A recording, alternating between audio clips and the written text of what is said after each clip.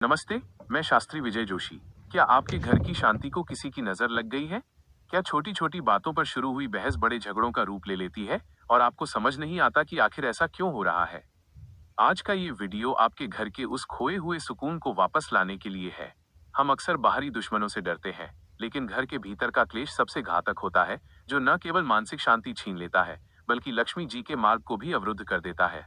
आज मैं आपको बताऊंगा कि घर में बार बार झगड़े होने के असली कारण क्या हैं और शास्त्रों के अनुसार उनसे बचने के अचूक उपाय क्या हैं। वीडियो के अंत में मैं आपको एक ऐसी प्रेरणादायक कहानी सुनाऊंगा, जिसे सुनने के बाद आपके सोचने का नजरिया पूरी तरह बदल जाएगा। शास्त्रों और वास्तु के अनुसार घर में क्लेश का सबसे बड़ा कारण नकारात्मक ऊर्जा का संचय होता है। यदि आपके घर के ईशान कोण में गंदगी है या वहां भारी सामान रखा है, तो परिवार के सदस्यों के विचारों में तालमेल की कमी होने लगती है। इसके अलावा सूर्यास्त के समय घर में अंधेरा रखना या मुख्य द्वार पर जूते चप्पलों का ढेर लगाना भी अशांति को न्योता देता है। ज्योतिषीय दृष्टि से देखें तो मंगल और शनि की अशुभ स्थिति भी वाणी में कठोरता लाती है।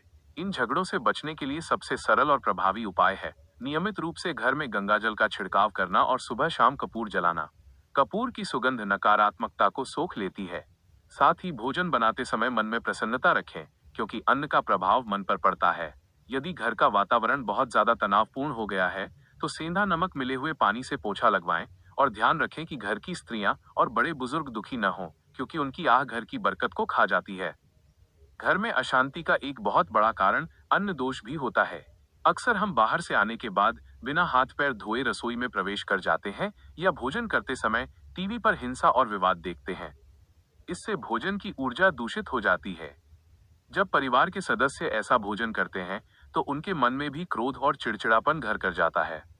शास्त्रों में कहा गया है, जैसा अन्न वैसा मन। इसलिए प्रयास करें कि घर की रसोई में हमेशा सफाई रहे और भोजन बनाते समय ईश्वर का नाम या शांतिदायक भजन सुने, ताकि उस भोजन को ग्रहण करने वाले का मन शांत और शीतल बना रहे। वास्तु के नजरिए से देखें तो घर के बीचों बीच का स्थान, जिसे ब्रह्म स्थान कहते हैं, उसे हमेशा खाली और साफ रखना चाहिए। अगर वहां भारी फर्नीचर या कबाड़ जमा है, तो घर के मुखिया का मानसिक तनाव कभी कम नहीं होगा। इसी तरह सोने की दिशा भी बहुत मायने रखती है। यदि आप उत्तर दिशा की ओर सिर करके सोते हैं, तो रक्त संचार में बाधा आती है और नींद पूरी न होने के कारण स्वभाव में गुस्सा बढ़ता है। दक्षिण दिशा में सिर करके सोना सबसे उत्तम माना गया है, जिससे मन एकाग्र और शांत रहता है और सुबह उठकर व्यक्ति सकारात्मक महसूस करता है। पितृदोष भी कई बार घर में बेवजह के विवादों का कारण बनता है। यदि परिवार में आपसी सहमति बिल्कुल खत्म हो गई है और भाई भाई या पति पत्नी के बीच शत्रुता जैसा व्यवहार होने लगा है, तो अमावस्या के दिन पितरों के निमित्त दान जरूर करें। अपने पूर्वजों की तस्वीर को हमेशा दक्षिण दिशा की दीवार पर लगाएं, लेकिन इसे कभी भी पूजा घर या बेडरूम में न रखें। पितरों का आशीर्वाद मिलते ही घर की नकारात्मकता छंटने लगती है और रिश्तों में फिर से वही पुरानी मिठास लौटने लगती है। वाणी का संयम ही सबसे बड़ा शास्त्र है। हम अक्सर क्रोध में आकर अपनों को ऐसे शब्द बोल देते हैं जो तीर की तरह दिल में चुभ जाते हैं। महाभारत का युद्ध भी एक कटु वचन, अंधे का पुत्र अंधा के कारण ही शुरू हुआ था। इसलिए जब भी आपको क्रोध आए, तो तुरंत प्रतिक्रिया देने के बजाय 10 तक गिनती गिने या वहां से हट जाएं। मौन में वो शक्ति है जो बड़े से बड़े कलह को जन्म लेने से पहले ही मार देती है।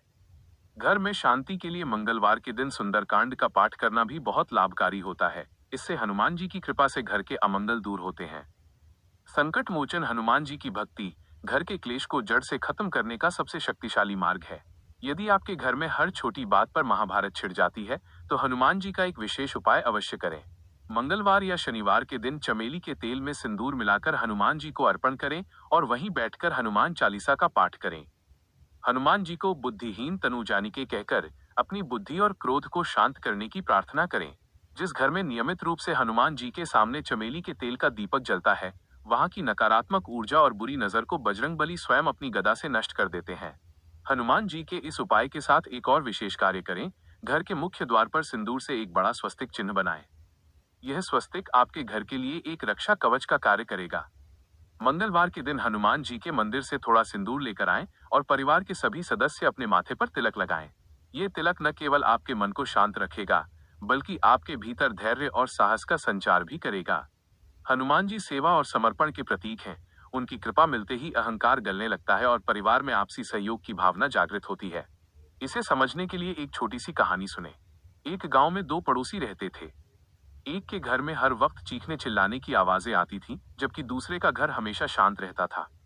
एक दिन झगड़ालू पड़ोसी ने दूसरे से पूछा, भाई तुम्हारे घर में कभी विवाद क्यों नहीं होता? दूसरे पड़ोसी ने मुस्कुराकर कहा, क्योंकि मेरे घर में हम सब गलत हैं और तुम्हारे घर में सब सही हैं। पड़ोसी हैरान हुआ तो उसने समझाया, जब तुम्हारे घर में कोई कांच का गिलास टूटता है तो तुम चिल्लाते हो कि तुमने ध्यान क्यों नहीं दिया, और दूसरा कहता है मैंने सही जगह रखा था, तुम्हारी गलती है। सब खुद को सही साबित करने में लग जाते हैं और झगड़ा बढ़ जाता है। लेकिन मेरे घर में अगर गिलास टूटता है तो मैं कहता हूँ मेरी गलती है, मैंने उसे किनारे पर रख दिया था, और मेरी पत्नी कहती है नहीं, मेरी गलती है, मुझे उसे संभाल कर उठाना चाहिए था। जब हर कोई अपनी गलती मान लेता है तो झगड़े की गुंजाइश ही खत्म हो जाती है। यही जीवन का सार है। घर को स्वर्ग बनाने के लिए ईंट पत्थरों की नहीं, बल्कि प्रेम और आपसी समझ की जरूरत होती है। जब हम अपनी ईगो या अहंकार को किनारे रखकर एक दूसरे की भावनाओं का सम्मान करने लगते हैं तो बड़े से बड़ा विवाद भी शांत हो जाता है। याद रखें, महालक्ष्मी उसी घर में स्थिर रहती हैं जहां मधुर वाणी और प्रेम का वास होता है। रिश्तों में लचीलापन लाएं, जैसे तेज हवा में अकड़ा हुआ पेड़ टूट जाता है, लेकिन झुकने वाली घास सुरक्षित रहती है। अपनों के सामने झुकना आपको छोटा नहीं, बल्कि महान बनाता है। परिवार की एकजुटता ही आपकी सबसे बड़ी संपत्ति है। आज की भागदौड़ भरी जिंदगी में हम अपनों के लिए समय निकालना भूल गए हैं। कोशिश करें कि दिन का कम से कम एक वक्त का भोजन पूरा परिवार साथ बैठकर करे। भोजन के दौरान कोई भी विवादित चर्चा न करें, बल्कि एक दूसरे की सराहना करें। जब आप मिलकर हंसते हैं तो घर की दीवारें सकारात्मकता से भर जाती हैं। किसी भी रिश्ते को निभाने के लिए उदारता की आवश्यकता होती है। दूसरों की कमियों को देखने के बजाय उनकी खूबियों पर ध्यान दें। आज से ही संकल्प लें कि घर में ऊंची आवाज में बात नहीं करेंगे और छोटी बातों को नजरअंदाज करना सीखेंगे। प्रेम ही वो धागा है जो परिवार के मोतियों को पिरोकर रखता है। सुबह उठकर सबसे पहले धरती माता को प्रणाम करें और अपने माता पिता के चरण स्पर्श करें, क्योंकि जिस घर में संस्कार और सम्मान जीवित रहता है वहां क्लेश कभी कदम नहीं रख सकता। विश्वास रखिए, आपके इन छोटे छोटे प्रयासों, हनुमान जी के आशीर्वाद और माता रानी की असीम कृपा से आपका घर फिर से खुशियों से चहक उठेगा और सुख समृद्धि का वहां स्थायी वास होगा।